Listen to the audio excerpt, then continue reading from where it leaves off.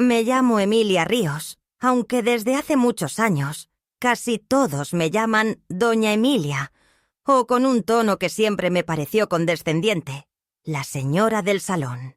No suelo corregirlos porque me acostumbré a vivir como la sombra que queda detrás de los recuerdos felices de otros. Así me tocó vivir, organizando bodas, bautizos y fiestas de aniversario para personas que pocas veces se detenían a reflexionar quién hacía posible tanta belleza. Nací en este barrio, en una modesta casa con un patio amplio donde mi madre cultivaba rosas y lavanda. Ella era una mujer callada, con una mirada firme, que repetía una frase que marcó mi vida: la dignidad no se grita, se guarda como pan para el invierno. De ella heredé no solo esa sabiduría áspera, sino también el viejo salón Los Álamos, que en aquel entonces no era más que una bodega abandonada con techos de madera carcomida y paredes que lloraban humedad. Lo renové con mis propias manos durante años, en las tardes después del trabajo, cuando todavía era joven y fuerte. Cuando mi esposo Alejandro aún vivía y mi hija Ana Sofía no pasaba de los 6 años.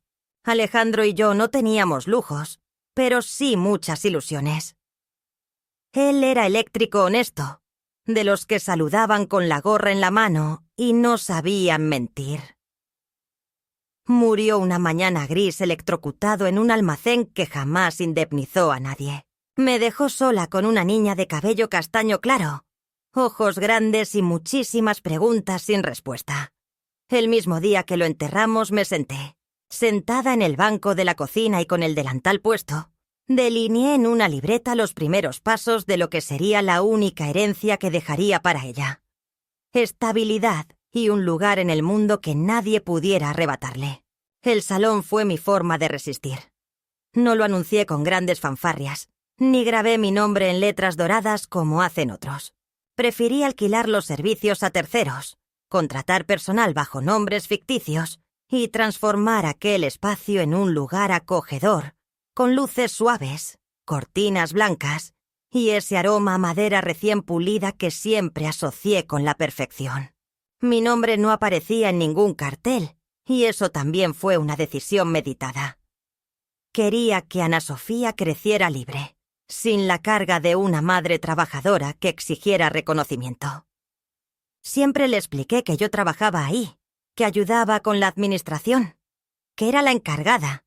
Nunca le dije que era la dueña. Ella nunca me pidió explicaciones.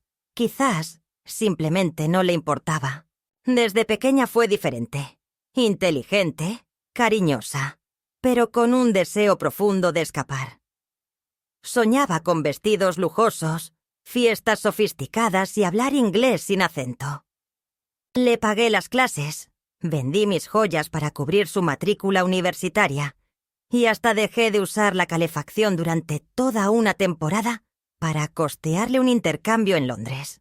La vi partir y regresar con una mirada renovada, más orgullosa, pero también más distante.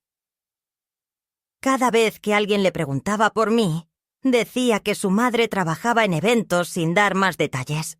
Eso nunca me dolió completamente. Me convencí de que era lo mejor para ella. Era comprensible que los hijos buscaran una senda distinta, pues la modestia con la que habían sido criados no siempre era algo que desearan llevar consigo. Sin embargo, nunca dejé de sentir un orgullo profundo al verla abrirse camino con su traje formal y su bolso de piel. Era como observar a mi propia madre sostener la cabeza en alto en tiempos difíciles. El tiempo avanzó, como suele hacerlo, sin aviso ni pausa. Mi cabello se tornó blanco. Mis manos se cubrieron de manchas y la espalda comenzó a dolerme en las mañanas. Pero yo seguía asistiendo al salón. Día tras día supervisaba montajes, firmaba cheques y atendía emergencias invisibles. Ana Sofía venía poco, a veces acompañada de algún nuevo novio. Otras ocasiones llegaba sola, dejando un saludo rápido y una pregunta indiferente. ¿Todo bien, mamá? Yo respondía con la sonrisa acostumbrada, aquella que había aprendido a portar como una segunda piel. Jamás le revelé que el salón era totalmente mío. No por desconfianza, sino porque pensé que no era el momento adecuado. En el fondo quizá esperaba que un día mostrara interés, que observara ese lugar y percibiera mi huella. Pero eso jamás sucedió. Cuando me anunció que se casaría, sentí una mezcla de alegría y miedo. Alegría porque siempre quise verla feliz y bien acompañada. Miedo porque sin pruebas, pero con certeza, percibí que esta vez tampoco habría un sitio para mí más allá de los protocolos. Su prometido, Sergio, era un joven correcto, de esos que aprietan la mano con firmeza y... Evitar preguntas profundas era lo que hacía su familia, pero la mía era diferente. La historia de la madre de Verónica procedía de una familia con linaje, como a ella le gustaba decir. Pelo teñido de rubio, pulseras de oro, una sonrisa perfectamente ensayada desde el primer encuentro. En esa primera ocasión comprendí que para ella, yo no era más que un detalle sin importancia. La madre viuda, trabajadora, sin un papel destacado en ese mundo de clubes exclusivos y cenas benéficas. No me sorprendió que Ana Sofía anunciara con voz medida que la boda se celebraría en Los Álamos. Lo mencionó con total naturalidad, como si fuera un simple elemento más de un catálogo, ajeno a mis sentimientos. La escuché hablar sobre colores, flores y proveedores sin preguntarme si podía colaborar o sugerir algo para la organización. Apenas dijo que Verónica se encargaría de coordinar todo. Me limité a desearles lo mejor y apartar la mirada antes de que notara el temblor en mis labios. No me dolía que eligieran a otra para planear la boda, sino que no reconocieran ese lugar como parte de nuestra historia, como el escenario de tantos momentos compartidos. Unos días más tarde recibí un mensaje inesperado. Era breve, frío y directo. Mamá Verónica cree que sería mejor que no asista a la boda para evitar inconvenientes. Leí el mensaje varias veces sin comprender.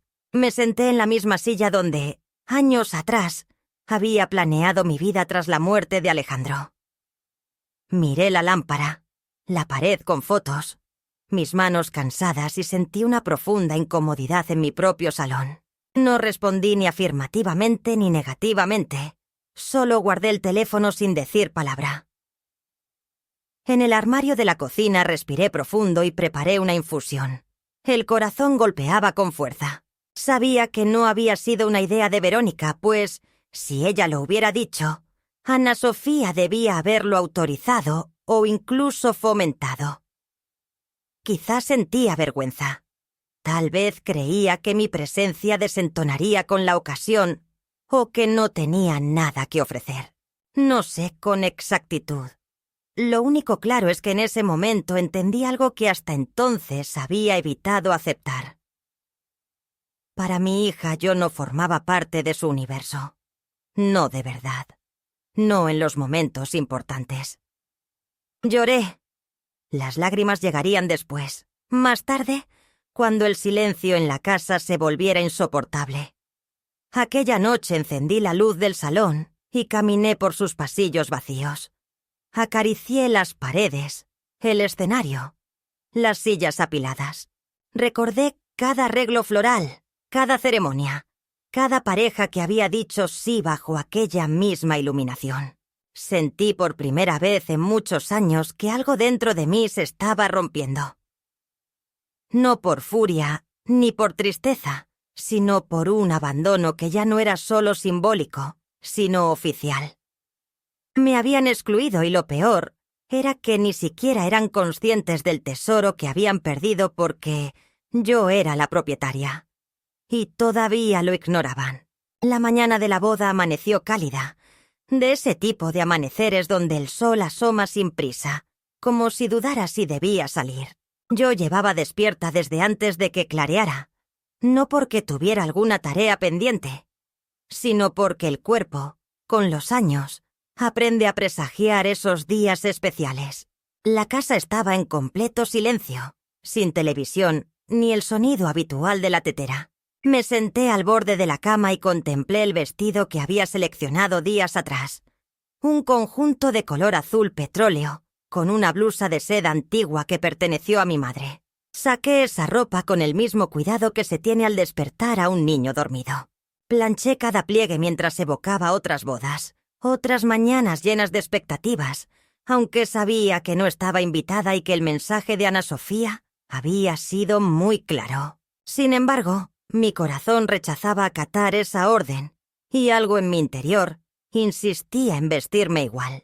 Preparé el collar de perlas falsas, coloqué en mi bolso un pañuelo bordado con mis iniciales y añadí una tarjeta que decía para Ana Sofía: con todo mi amor, mamá. No tenía intención de irrumpir en la ceremonia, ni causar un escándalo, ni mendigar cariño. Solo deseaba estar cerca aunque fuera a distancia, aunque nadie lo notara.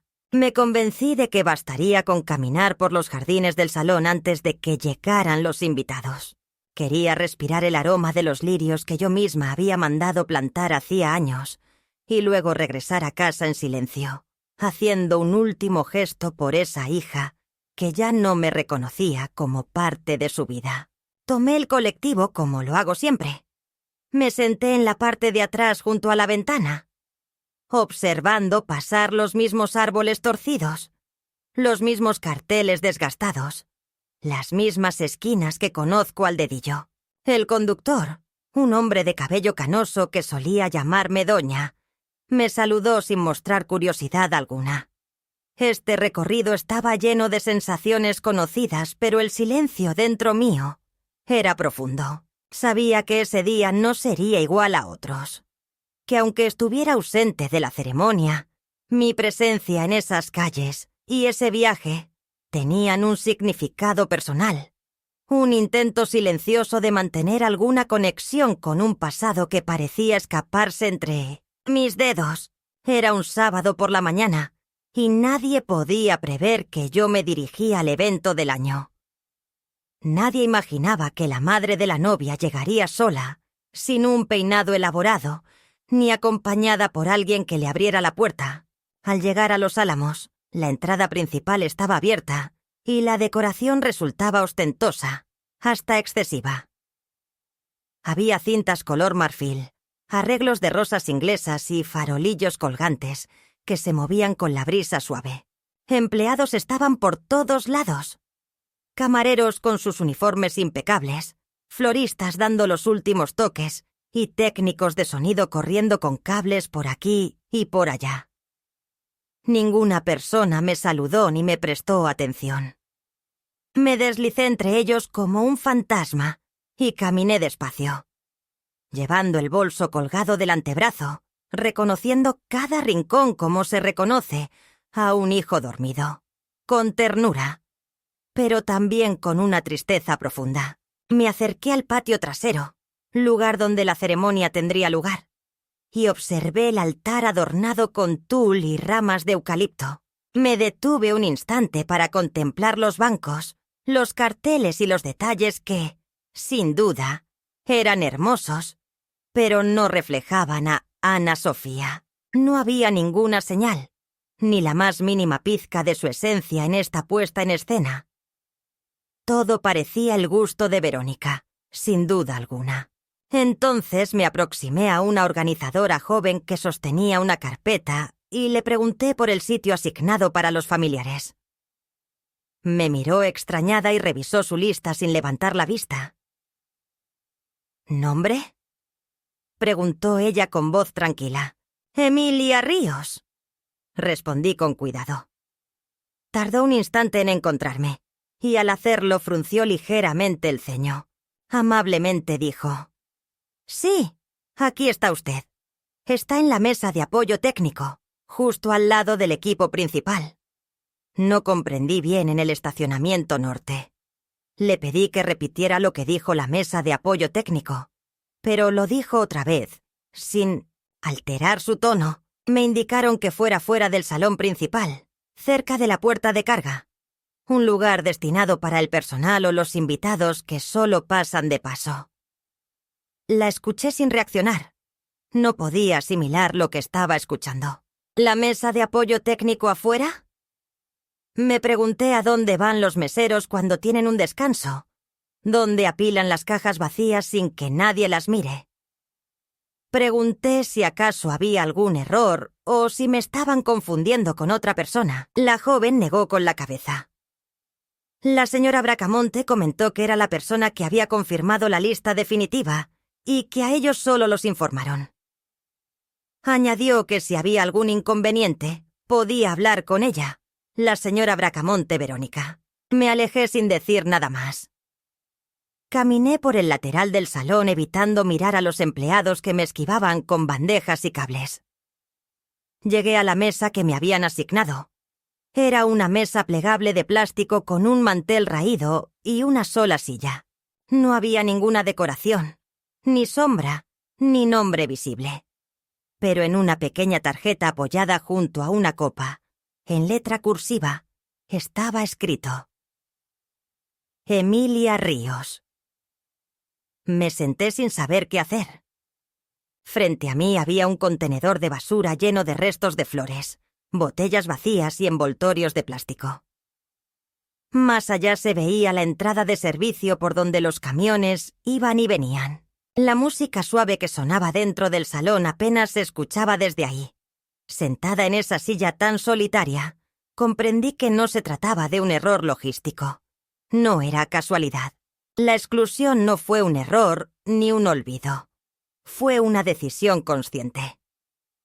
Me colocaron allí porque querían que yo no estuviera presente, ya que no sabían cómo excluirme sin causar un alboroto.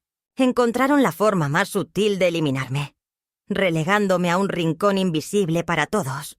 A través de las cortinas del salón, observé la entrada de Ana Sofía, vestida con un sencillo vestido blanco adornado con encaje en las mangas y una sonrisa que no me pertenecía. A su lado, Verónica la abrazaba por la cintura como si fuera suya. Al otro extremo, Sergio caminaba con orgullo. Todos posaban para las fotos. El fotógrafo que había contratado meses atrás se movía ágilmente, capturando retratos de la familia, esa nueva constelación en la que yo no tenía lugar. Ana Sofía me dirigió una mirada fugaz de reojo. Nuestros ojos se encontraron sin saludo ni gesto alguno. Solo un instante que se desvió con culpa, para luego volver a sonreír y a posar sin cambiar una expresión. No sé cuánto tiempo permanecí allí. Tal vez 20 minutos, quizás una hora. El sol empezó a calentar intensamente. Nadie se acercó a mí. Ningún camarero me ofreció agua ni preguntó si necesitaba algo. Veía las sombras moverse, la gente entrar y salir. Escuchaba las risas que se perdían en el aire. Recordé todas las veces que soñé con ese día. Las veces que imaginé llevando a Ana Sofía del brazo hasta el altar con lágrimas en los ojos. Las veces que planifiqué el menú, el baile, el brindis, todos los años que ahorré sin decir palabra. Las noches que dediqué a coser su vestido de 15 años. Los libros que le compré, utilizados para que pudiera estudiar. Muchas veces me quedé sin cenar para que ella pudiera asistir a la universidad con algo en el estómago. Y ahora allí estaba yo sentada junto al contenedor de basura, con mi vestido bien planchado. Mi bolso sobre las toles de piernas y un collar que no mostraría ante nadie. Ana Sofía no se acercó, no lo hizo.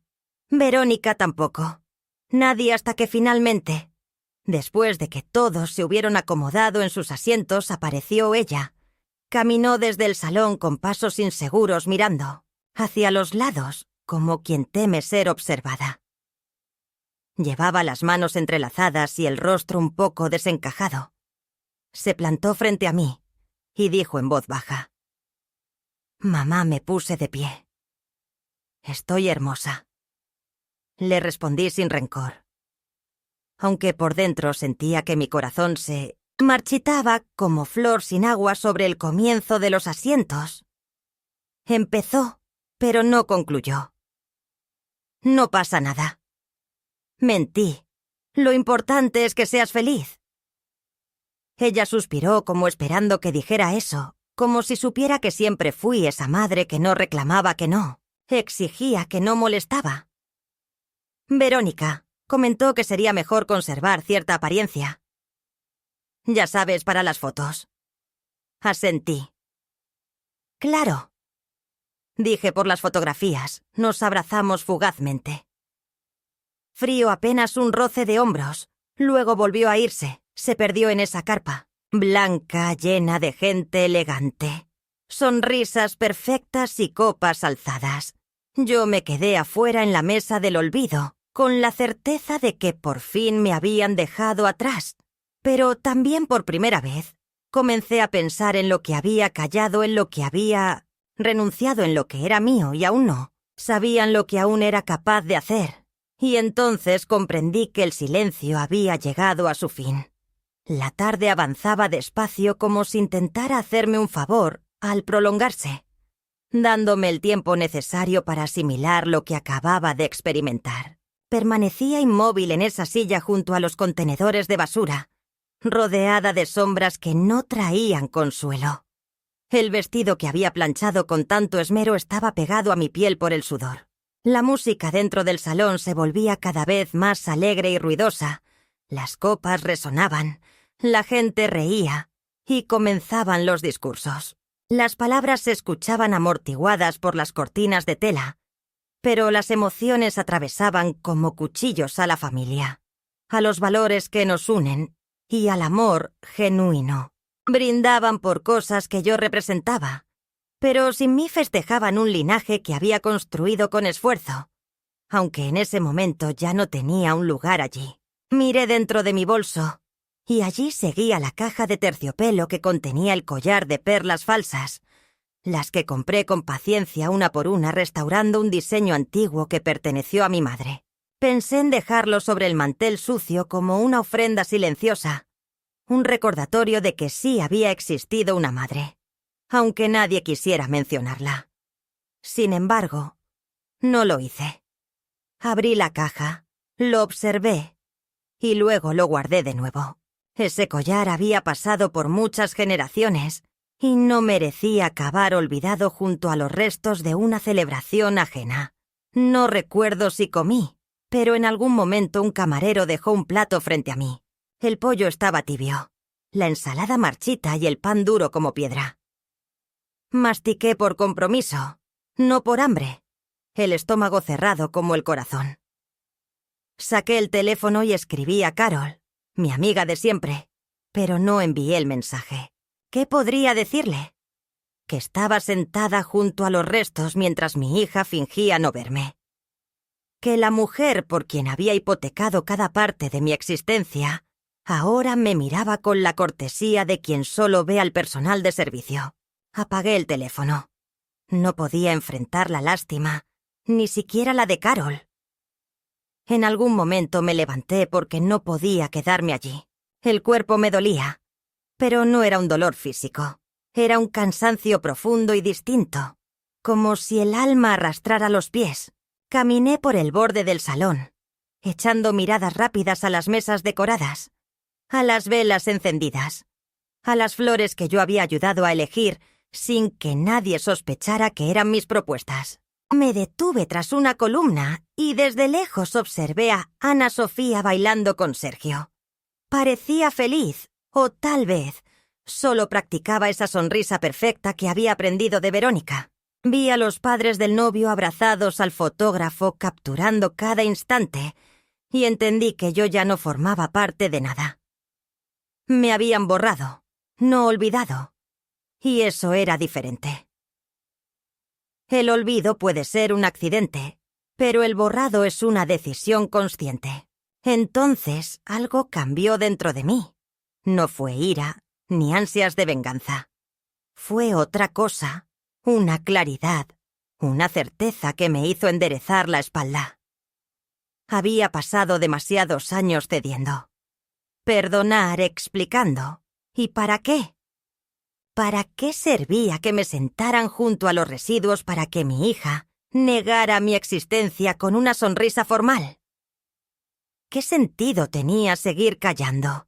Seguir ocultando lo que era mío. Yo era la propietaria de ese salón. Cada pared, cada silla, cada flor había sido pagada con mi esfuerzo y renuncias. El contrato de alquiler llevaba mi firma y contenía condiciones, cláusulas y compromisos. Querían borrar a la madre, pero no podían eliminar a la dueña. Regresé a casa sin decir adiós. No esperé a que finalizara la ceremonia. No dejé notas ni hice ruido. Simplemente tomé un taxi, me senté en silencio y permití que el paisaje se alejara por la ventanilla, mientras mis pensamientos se ordenaban. Al llegar, no encendí la luz. Me senté en la cocina, saqué una libreta y empecé a anotar nombres de proveedores, fechas de pago y condiciones contractuales. Todo estaba en regla. Todo era legal. Tenía el respaldo para actuar con determinación. Respiré profundo, como quien se prepara para una cirugía sin anestesia, y empecé a hacer llamadas. Primero a Catherine Don Gustavo, un viejo amigo, a quien expliqué la situación sin entrar en detalles. Me bastó decir que había un incumplimiento de contrato, que quien organizaba el evento no era la firmante, y que la titular del espacio exigía la suspensión inmediata del servicio. No protestó. Sabía que era legal y comprendió que yo hablaba en serio. Luego contacté al florista, a los técnicos de sonido y al proveedor de... La iluminación uno a uno me llevó a cancelar los servicios que me proporcionaba la autoridad. Yo era la única responsable y, aunque la mayoría se mostró incómoda, nadie discutió. El contrato decía que si se hacía un uso indebido del espacio o se hacía un cambio de condiciones sin permiso, se podía cancelar sin penalización. Exactamente eso estaba haciendo, sin levantar la voz ni pedir disculpas, solo haciendo valer lo que me correspondía. Cuando colgué la última llamada, ya era de noche, y preparé una taza de té. La casa olía a banda seca, y por primera vez en mucho tiempo sentí que el aire no me aplastaba. No estaba bien y no podía estarlo. Pero había recuperado algo que hacía años me habían quitado sin darme cuenta. Mi espacio, no solo como madre, sino como mujer, persona con nombre, historia y dignidad. Minutos después el teléfono empezó a vibrar. Primero fue Ana Sofía con llamadas, mensajes y notas de voz, pero no respondí. Luego llamó Sergio y después un número desconocido, probablemente de algún organizador, pero no contesté a ninguno. No lo hice para castigar, sino porque ya no tenía nada que decir. Ya me habían dejado claro con esa silla junto al basurero lo que valía para ellos. Era el momento de actuar con lenguaje que entendieran. Cerca de las 10 llegó Carol. No preguntó nada. Solo me abrazó con fuerza y me preparó una sopa caliente. Cenamos en silencio. Y luego, con la taza en las manos, le conté todo. No se sorprendió. Carol siempre supo leer entre líneas. Me miró largo rato antes de reaccionar. Decir, nunca te vi tan segura, tan dueña de ti misma. No supe qué contestar. Solo asentí. La claridad duele. Sí, pero también libera. Me fui a dormir con una serenidad extraña. La de quien acaba de hacer lo que debía, no algo bueno, ni amable, sino lo correcto. A la mañana siguiente las redes sociales estaban revolucionadas. La boda del año había terminado de manera abrupta. Faltó la cena. Las flores se marchitaron antes del brindis. La música cesó sin aviso. Circulaban rumores, versiones, especulaciones.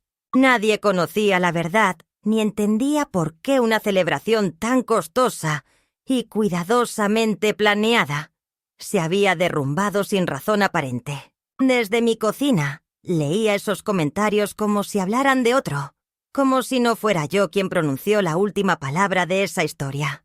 Al mediodía, Ana Sofía apareció en mi puerta. No tocó antes ni avisó. Entró como quien sabe que ya no tiene permiso. pero igual necesita pasar. Lloraba, gritaba, me acusaba de arruinar el día más importante de su vida. Me llamó cruel, insensible, vengativa. No levanté la voz. No la interrumpí. Dejé que vaciara toda su rabia. Cuando terminó, le ofrecí un vaso de agua y luego le señalé una silla.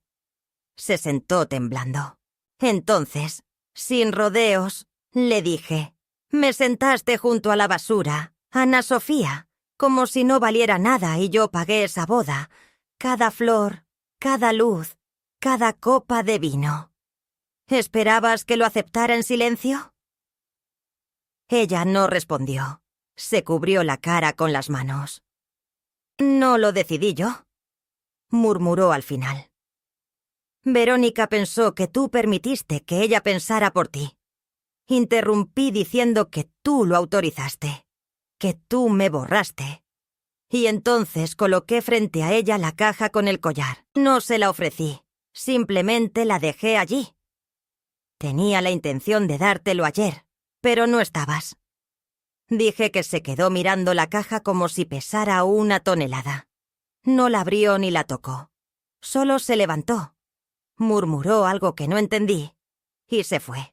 No la detuve ni cerré la puerta. De inmediato me quedé de pie observando cómo se alejaba por la vereda con su vestido arrugado y su orgullo hecho pedazos. Por primera vez comprendí que no todas las madres nacen para ser aplaudidas. Algunas estamos aquí para recordarles a nuestros hijos que también fuimos mujeres y seguimos siéndolo. Esa noche, cuando el silencio volvió a apoderarse de la casa y el eco de los reproches de Ana Sofía se desvaneció entre las paredes que conocían mis penas, me quedé sentada en la cocina mirando fijamente el mantel descolorido que llevaba más de 20 años conmigo. Todo lo que había pasado me parecía al mismo tiempo real e imposible. ¿Cómo era posible que la hija que acuné entre mis brazos, a quien enseñé a caminar, a leer, a mirar a los ojos con firmeza y ternura, fuera la misma que aceptó que me arrinconaran como si fuera un estorbo en el día que supuestamente también debía ser mío? La respuesta fue dura y clara, porque yo lo permití. Durante décadas me escondí detrás del deber, del sacrificio, de la sonrisa silenciosa que todo comprende y acepta. Todo lo justificaba. Había permitido que confundieran el amor con la obligación y el apoyo. Con la invisibilidad, mi hija no me excluyó en un solo acto, sino que me fue borrando con cada decisión que no cuestioné, con cada silencio que elegí mantener, con cada «está bien, hija», que pronuncié cuando en realidad quería gritar. Tras el incidente en casa, Ana Sofía no volvió a llamar. No respondió mis mensajes, no recogió el collar ni pasó a buscar las cosas que había dejado allí. Se desvaneció de nuevo, pero esta vez no como una hija rebelde o una joven confundida, sino como una mujer que no desea enfrentar el reflejo que su madre le mostró. No la busqué. Sentí que ya no me correspondía hacerlo, que esa parte de mí, la que siempre la seguía, había quedado enterrada junto a la silla tambaleante de aquella boda. Sin embargo, no fue ira lo que sentí en esos días, sino una serenidad extraña, una calma cargada de firmeza, como si finalmente comprendiera que todo lo que había hecho, construido, protegido y defendido en silencio, merecía algo mejor que un rincón. En la basura, merecía justicia, no venganza. La justicia para mí tenía un rostro y un nombre: recuperar el control de mi vida, de mi voz, de lo que desde el inicio había sido mío. Tomé el contrato de alquiler del salón y lo releí con diferente perspectiva. Había una cláusula que antes me parecía insignificante, una que establecía que cualquier uso del espacio que implicara maltrato, falta de consideración o daño moral a alguien no estaba permitido. Los propietarios me otorgaban la posibilidad de revisar el convenio y, si yo lo decidía, podía revocar las autorizaciones futuras. Nunca consideré utilizar esta opción, pero siempre estuvo ahí. Por recomendación de mi abogado, era una medida adicional de precaución. Sin embargo, después de todo lo sucedido, esa cláusula se volvió mi defensa. No como una amenaza, sino como un recordatorio de que el respeto no se solicita, se ejerce. Llamé a Ignacio, mi abogado de confianza durante años. Era un hombre mayor, meticuloso, con voz pausada y mirada penetrante. Le relaté la situación con un desapego que me sorprendió a mí misma. Ignacio no dijo mucho, solo escuchó y asintió como si conociera todo de antemano. Me pidió que le enviara toda la documentación y me aseguró que manejaría el asunto sin crear conflictos ni escándalos públicos. Solo lo necesario para dejar constancia legal de que yo, Emilia Ríos, decidí recuperar lo que siempre fue mío, y que no aceptaría más ser considerada una sombra. En los días siguientes firmé papeles, corregí registros y modifiqué contratos para oficializar aquello que siempre fue verdad: que el Salón Los Álamos tenía una única propietaria. Una sola mujer detrás de cada arreglo floral, cada renovación y cada evento inolvidable.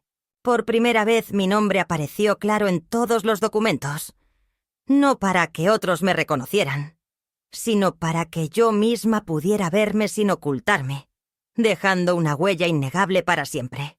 Lo que realmente señaló un cambio profundo. Esa vuelta que transformó no solo mi relación con el pasado, sino también con lo que vendría. Fue la carta que encontré una mañana en el buzón. No tenía remitente, solo mi nombre escrito con letra pequeña y temblorosa. Dentro había una nota breve manuscrita en papel perfumado que decía: «Abuela, no comprendo todo lo que pasó, pero sé que te vi sentada sola en el día de la boda. Mamá dijo que fue un error, pero yo supe la verdad. Quiero que sepas que yo sí te vi, y no me pareció justo. Si quieres podemos hablar con cariño.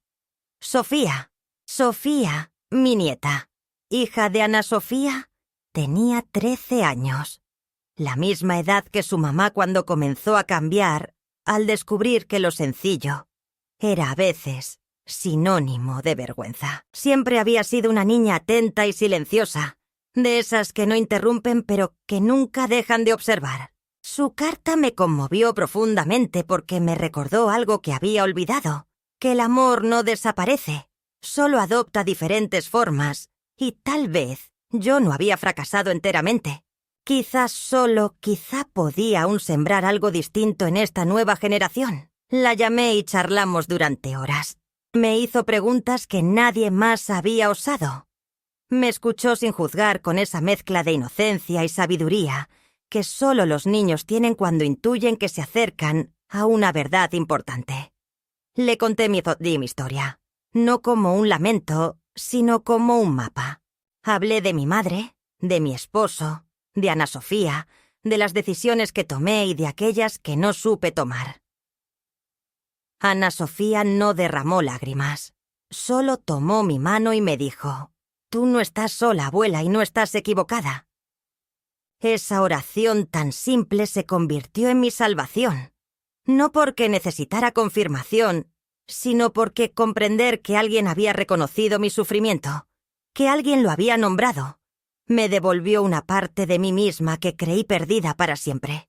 Desde ese momento Ana Sofía empezó a visitarme con frecuencia. Me apoyaba con los documentos, me acompañaba al salón, me hacía preguntas sobre las flores, los clientes y los secretos que guardaba cada rincón de ese lugar, que ella también comenzó a amar. Ella se transformó en mi compañera, en mi aprendiz, en mi reflejo. Y a través de ella empecé a visualizar el futuro no como una repetición de errores, sino como una oportunidad para romper el ciclo. La última vez que vino, trajo una carpeta de su escuela, en la que había escrito un ensayo llamado «La mujer más valiente que conozco», y hablaba sobre mí. Lo leyó en voz alta con una serenidad que nunca antes había escuchado. Y yo la escuché con el corazón en un puño. Hablaba de una mujer que había vivido en silencio, pero un día decidió alzar la voz. De una mujer olvidada que se negó a desaparecer. de una abuela que, sin levantar la voz, enseñó que el amor también puede ser fuerte, que la dignidad no se suplica y que a veces decir no es el mayor acto de amor propio. Lloré por todo lo que no lloré antes, por lo que permití, por lo que callé, pero también por lo que renacía en mí. Ana Sofía se fue, dejando claro que eso no era el fin de una batalla, sino solo un nuevo comienzo. Comenzaba una nueva etapa en mi existencia en la que ya no tendría que ocultar mi identidad, ni mi historia, ni mi fortaleza. Era un momento en que tal vez la semilla que había plantado en Ana Sofía, aunque dañada, todavía podría germinar. Aquella etapa donde el retumbar de mi voz finalmente empezaba a resonar en otras personas, en distintas manos y en nuevos corazones. Las semanas que siguieron a la carta de Sofía representaron una transición extraña entre una tranquilidad moderada y un zumbido constante de expectación. Tenía claro que la tormenta no había finalizado. Sabía por vivencia propia que las heridas profundas no sanan sin antes supurar. Lo que había ocurrido entre Ana Sofía y yo no era una simple fisura, sino una fractura larga, silenciosa y compleja, que se había ido formando durante muchos años, alimentada por la distancia, por las diferencias en valores y por la manera en que cada una concebía lo que significa la familia. Y, sin embargo, por primera vez contaba con algo que antes nunca había tenido: una convicción firme, una paz interna que no dependía de su perdón, ni de su entendimiento, ni de que las cosas regresaran a como fueron antes. Ya no anhelaba regresar al pasado. Lo único que deseaba era avanzar sin permitirme ser pisoteada nuevamente. Ignacio, mi abogado, me confirmó en una tarde entre café y documentos que todo estaba en orden. Ya no habría más alquiler del salón sin mi aprobación. Cada solicitud, cada contrato, cada actividad debía pasar por mí directamente. Eliminamos los intermediarios y pusimos fin a los representantes invisibles que Lucía y Verónica habían impuesto durante tanto tiempo. Utilizaron la boda como si yo no existiera. El nombre de Emilia Ríos aparecía en cada título, en cada pie de página, en cada sello. No era un acto de opresión, sino simplemente la reivindicación de un derecho, el derecho a existir con voz propia. Pero el silencio de Ana Sofía, esa distancia helada, era implacable.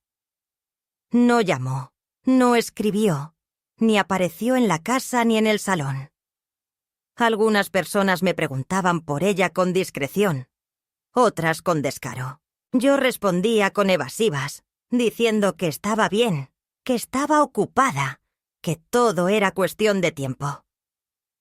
Sin embargo, la verdad era que ya no la esperaba. Sentía su ausencia como un eco lejano, como el recuerdo de una canción que alguna vez me hizo llorar, pero que ya no dolía tanto.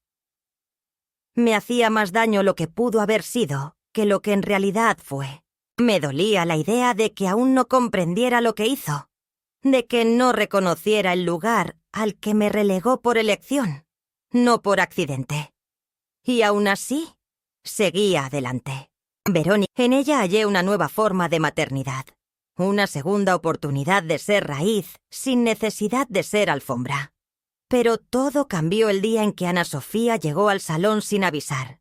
Era una mañana templada, con un cielo despejado y una brisa que traía el aroma de la tierra. Estaba en la oficina revisando los pedidos de flores para un bautizo cuando escuché voces elevadas en la recepción. Reconocí esa voz de inmediato. No era la dulce voz de mi hija cuando era niña ni el tono serio de la mujer adulta que habla con neutralidad. Era una voz quebrada por la tensión, la ira contenida y la confusión. Me levanté, alisé mi vestido por costumbre y salí al pasillo. Allí estaba, de pie con los brazos cruzados, el ceño fruncido, el rostro demacrado por el maquillaje corrido y una expresión de orgullo herido que jamás le había visto. A su lado estaba Sergio, su esposo, con el gesto tenso y los ojos bajos. Detrás de ellos, uno de los empleados nuevos del salón, un joven con poca experiencia, me miraba incómodo, como si no supiera si debía intervenir o alejarse. Me acerqué con tranquilidad, mi voz suave y casi maternal, como si estuviéramos en otro tiempo y lugar. Dije: «Buenos días. ¿Necesitan algo?». Ana Sofía no respondió de inmediato. Me miró con una mezcla de incredulidad y rabia, y luego, sin avisar, atacó. «¿Qué hiciste, mamá? ¿Qué demonios hiciste con los contratos? ¿Con el salón? ¿Con todo?». La pregunta era absurda. ¿Qué había hecho? Recuperar lo mío, lo que nunca debió estar en manos extrañas, lo que ella se había apropiado sin consultarme. Revisé los documentos, contesté con calma y decidí ejercer lo que me corresponde, ni más ni menos. Ana Sofía insistió levantando la voz. «Nos estás dejando sin opciones. Teníamos eventos planificados y prometiste apoyarme con la gestión del salón. Cuando comenzamos a organizar la boda, mencionaste que preferías no aparecer, que querías mantenerte al margen. Y así lo hice. Me mantuve fuera. Respondí hasta que me eliminaste por completo». Hubo un silencio. Sergio tragó saliva y Ana Sofía apretó los dientes. Yo seguí hablando. «Me colocaste junto a la basura, hija, literalmente a la madre que pagó la boda, a la mujer que limpió este salón con sus propias manos.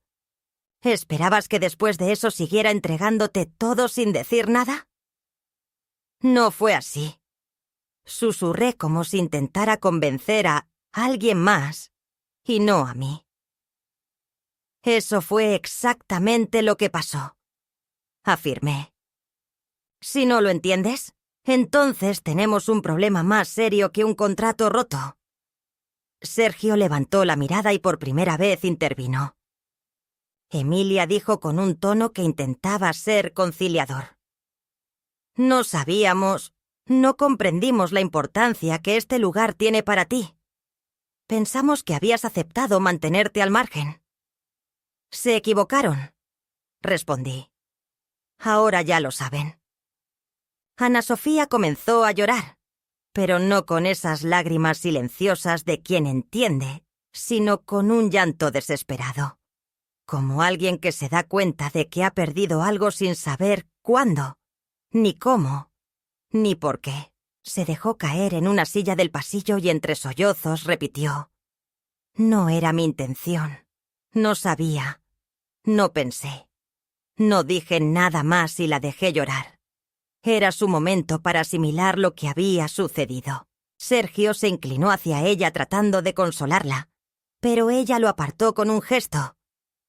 De repente me miró con los ojos llenos de lágrimas y dijo: «No te odio, mamá. Simplemente no sabía cómo enfrentar todo. Verónica insistía en que tú solo ibas a interferir, que no tenías nada que ver con esa nueva vida que queríamos crear». «Y tú estuviste de acuerdo», afirmé sin rencor ni sarcasmo. «Firmaste ese acuerdo, y ahora enfrentas las consecuencias». Ella sintió con lentitud, con la expresión de una niña atrapada en una mentira demasiado pesada para sostener. «¿Podemos arreglarlo?», preguntó con voz temblorosa. «¿Hay alguna forma de que empecemos de nuevo?». La miré. La respuesta no era sencilla. No se trataba de firmar otro contrato, de organizar otra reunión, o de volver a compartir una comida como si nada hubiera pasado. Eso ya no era posible. Pero tal vez, con el tiempo, con un reconocimiento genuino y con la voluntad de reconstruir desde las ruinas, podrían surgir cosas nuevas, no como antes, sino mejores, más reales. «No lo sé, hija», respondí finalmente. «Pero si alguna vez quieres comenzar de verdad, sabrás dónde encontrarme». Luego me di la vuelta. Caminé hacia la oficina y cerré la puerta tras de mí.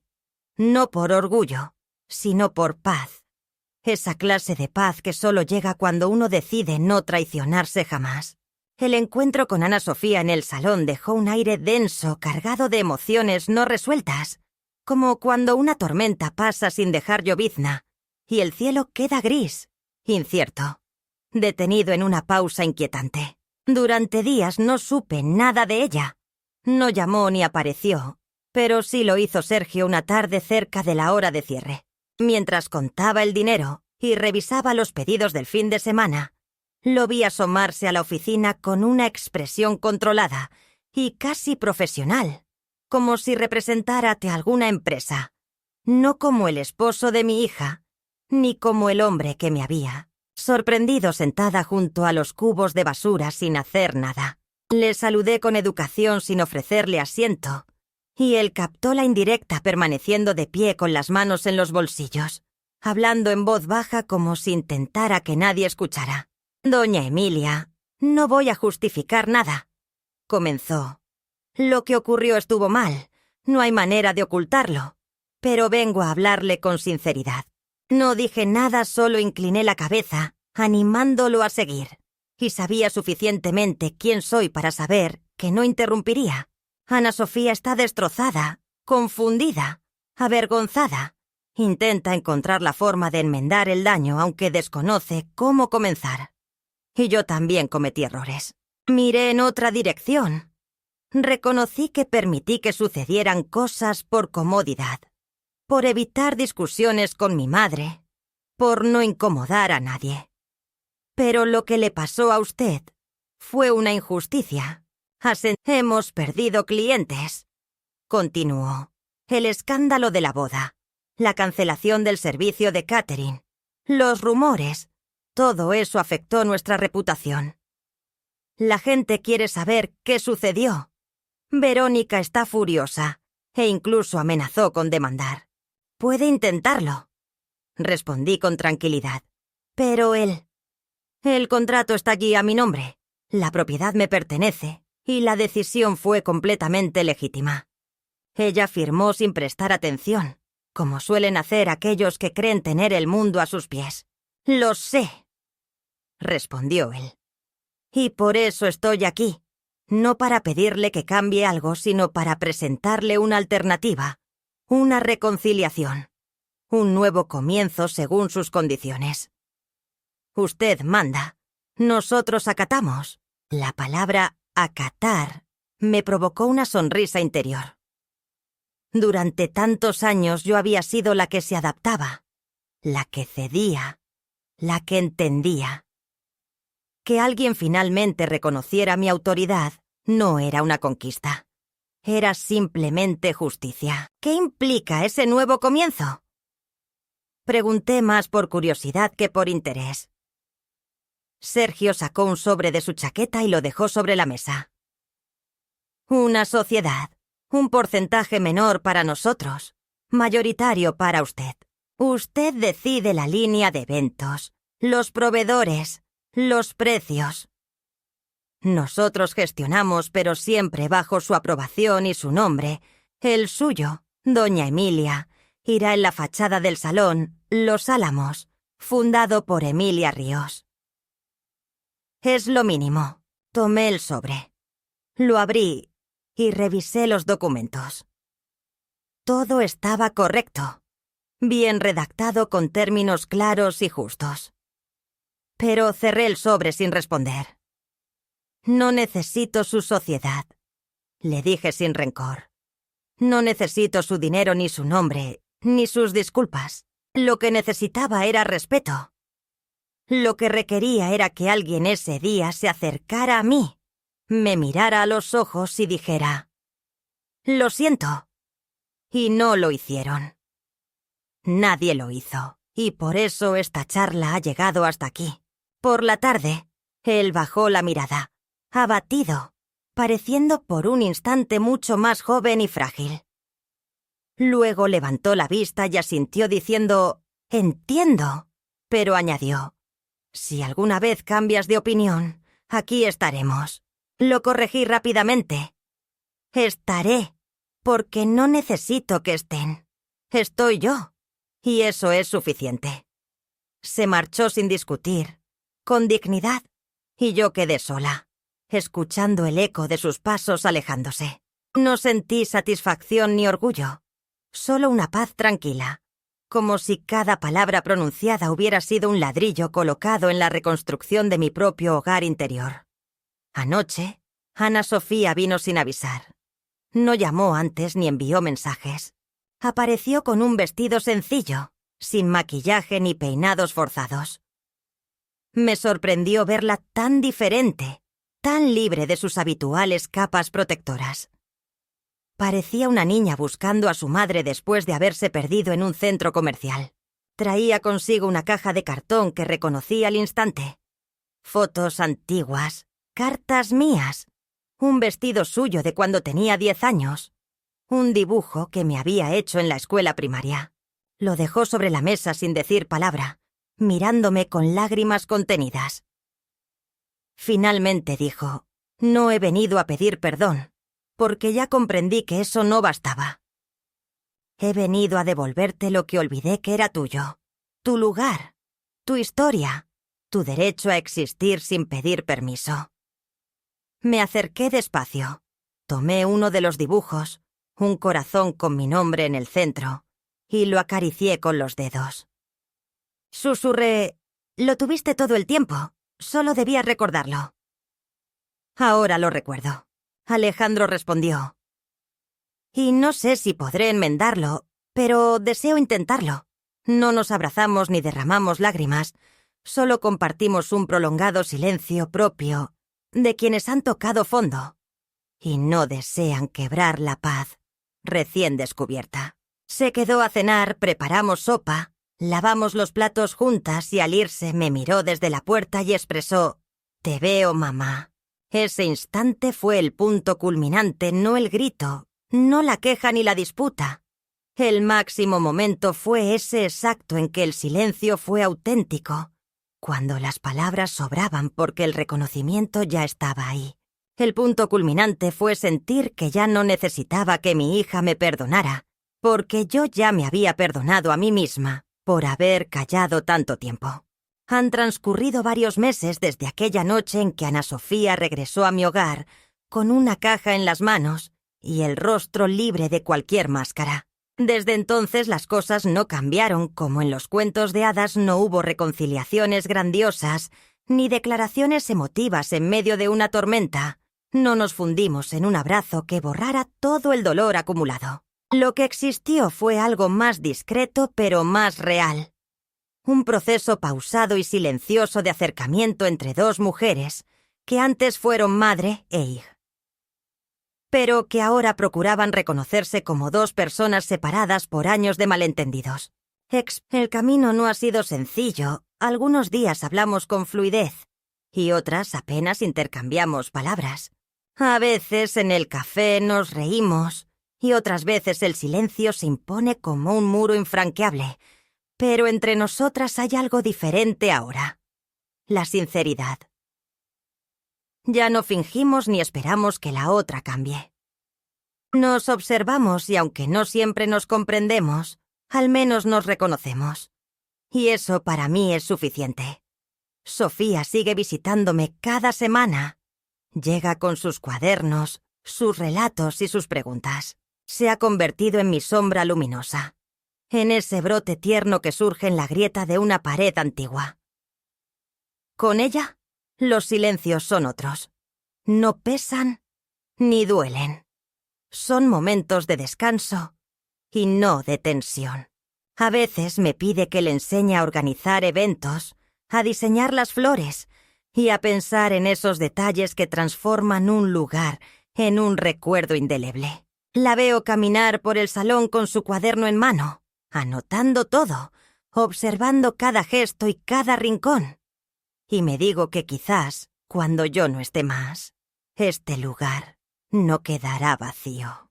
Quizás no lo heredará mi hija, pero sí mi nieta. No como un negocio, sino como un legado de dignidad, amor, cuidado y presencia. En cuanto a mí, continúo trabajando. No con la misma energía de antes, ni con la urgencia de los días en que todo dependía de mí, pero sí con la misma entrega. Cada mañana abro el salón y dejo que el aroma a madera encerada y flores recién cortadas me recuerde que este espacio fue mi refugio cuando todo lo demás parecía derrumbarse. Aquí lloré la muerte de mi esposo. Aquí planeé los cumpleaños de Ana Sofía. Aquí soñé, resistí y envejecí. Y ahora, en esta etapa definitiva de mi existencia, me permito disfrutarla desde otra perspectiva. Ya no siento la necesidad de probar nada, ni me importa recibir aplausos. Solo deseo que aquello que construí con mis propias manos y mis silencios permanezca, aunque sea en la memoria de quienes supieron mirar más allá de las apariencias. En ocasiones, me detengo frente a la puerta del salón al caer el sol y observo cómo se encienden las luces una tras otra. Me quedo allí en silencio, escuchando las risas de los niños que juegan en el jardín, el andar apresurado de los camareros y los suspiros nerviosos de alguna novia emocionada. En esos instantes, siento que todo tuvo sentido. Aunque fui invisible por muchos años y me arrinconaron, aunque mi nombre fue ignorado, al final encontré la manera de recuperar mi voz. No a través de gritos ni buscando venganza, sino con la serenidad firme de quien conoce su propio valor y ya no lo oculta. La última vez que Ana Sofía vino, trajo una foto. Era de nosotras dos en su primer día de escuela. Yo con el cabello recogido, ella con su moño rojo y su uniforme demasiado grande. Me entregó la imagen sin decir palabra. Solo me miró y la colocó sobre la repisa en el salón, junto a un jarrón con lavanda seca. La dejó ahí, justo en el centro del lugar que alguna vez quiso borrar. No pronunció un te quiero ni pidió perdón, pero al poner aquella foto comprendí todo. Porque a veces el amor no necesita palabras. Basta con regresar a alguien a su sitio, no a la sombra ni al rincón, sino al centro, donde siempre debió estar. Y yo, finalmente, estaba ahí. Una madre entregada no como una mártir silenciosa, sino como Emilia Ríos, la mujer que supo aguardar el instante preciso para decir basta, y que al hacerlo renació.